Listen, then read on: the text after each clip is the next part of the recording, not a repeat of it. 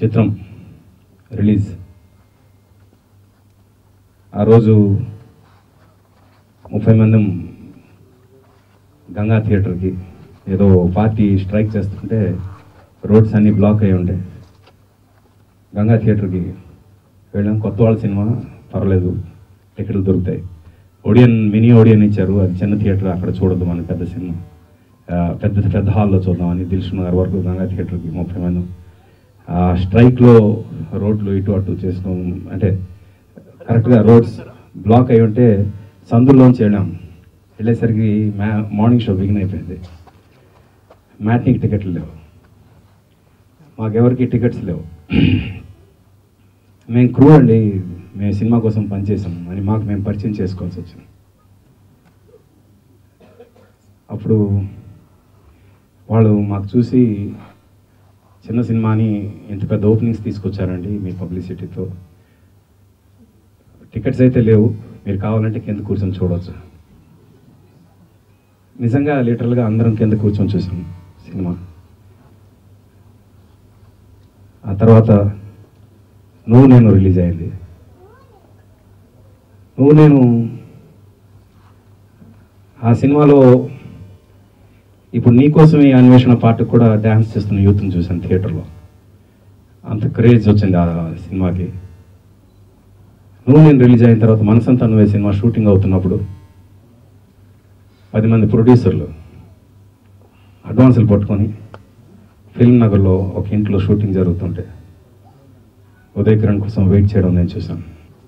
Uday cinema audio ఫంక్షన్కి వచ్చామని ఒక ఆనందం, ఉదయ్ లేడు అని ఒక పక్క విషాదం.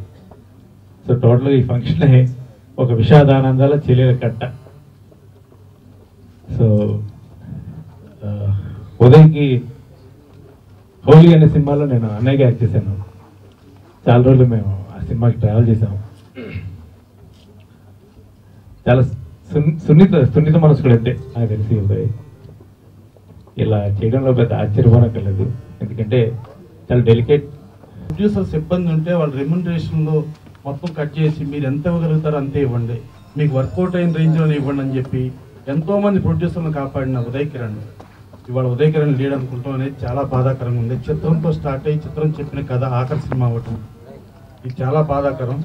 ఉదయ్ కిరణ్ మరణించిన తర్వాత మా టీవీ చైర్మన్ మ్యాట్రిక్స్ ప్రసాద్ ఇలా ఉదయ్ కిరణ్ లాగా ఎవరు అవ్వకూడదు, దానికి ఏదైనా చెప్పండి, ఏదైనా ఉంటే నేను చేస్తాను, ఒక ఛానల్గా కానీ లేకపోతే ఇవాళ సొసైటీ ఎంతో డబ్బు మాకు ఇచ్చింది, ఆ డబ్బు నుంచి సొసైటీకి ఏదో ఒకటి చేద్దామని చెప్పి అట్లాంటి వాళ్ళని ఎంతోమందిని బదిలిచ్చింది. కాంప్రమైజ్ అవ్వలేదు. ఎస్ ఇది కాబట్టి ఇంకోటి చూద్దాం, ఇది కాబట్టి ఇంకోటి చూద్దాం అని చెప్పేసి లొకేషన్ తిరుగుతూనే ఉన్నాం. మాటలు రావట్లేదు ఏం చెప్పాలి. నీ ఆడియో రిలీజ్కి వెళ్ళి ఏదేదో వాగేసి ఏదేదో చెప్పేవాళ్ళం, కానీ ఇక్కడ వచ్చిన తర్వాత ఏం చెప్పాలి. కానీ నా పాత చాలా స్నేహితుడు చివరి చిత్రం విడుదల అవుతున్నది అని చెప్పడానికి ఒక విధంగా బాధగా ఉంది. కారణం ఏంటంటే ఉదయ్తో మొదటి చిత్రం నుంచి నేను ట్రావెల్ చేస్తాను ఒక ఫ్రెండ్గా. సవాది, ఎందుకంటే ఈ సక్సెస్ కోసం అతను చాలా తపన పడేవాడు. ఇంత సాడ్గా లేరు అనేది నాకు అనిపించట్లేదు. ఆయన సాంగ్ ప్రోమోస్ ఇవన్నీ చూస్తుంటే చాలా హ్యాపీగా ఉంది, ఆయన మళ్ళీ తిరిగి వచ్చారు అని అనిపిస్తుంది. యాక్చువల్గా నేను లాస్ట్ ఫిల్మ్ జై శ్రీరామ్ మూవీ ఆయనతో వర్క్ చేశాను, నాకు లైఫ్లో అది మర్చిపోలేంది. I was actually not ready to talk, but I think watching all of that got a lot of memories back.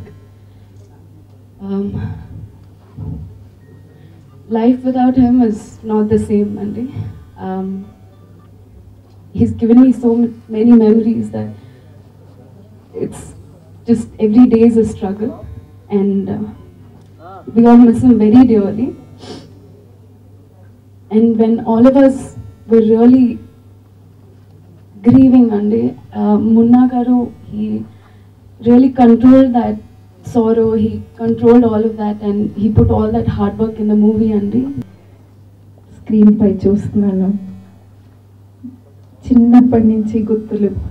It was a 2-hour film. I just went back.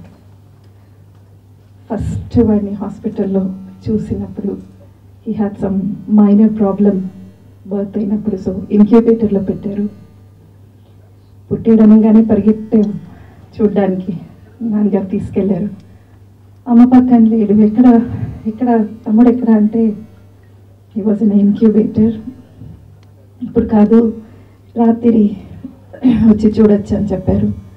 I can't wait నాకు చూడాలని అక్కడ ఏడిస్తే తీసుకెళ్ళి ఒక glass అటువైపు ఉన్నాడు వాడు, ఇట్లా వాడిని తీసి చూపించారు. That was my first sight of the life. భలే ముద్దుగా మాట్లాడేవాడు చిన్నప్పుడు. నేను అది మొన్న ఫేస్బుక్లో పెట్టాను, తూల పక్క అని. ఎవరు అడిగారు కూడా. నాన్నగారు ఎయిర్పోర్ట్లో పనిచేసేవారు. ఆ తూ అని ఏరోప్లేన్ సౌండ్, వాడికి తూ అంటే ప్లేన్.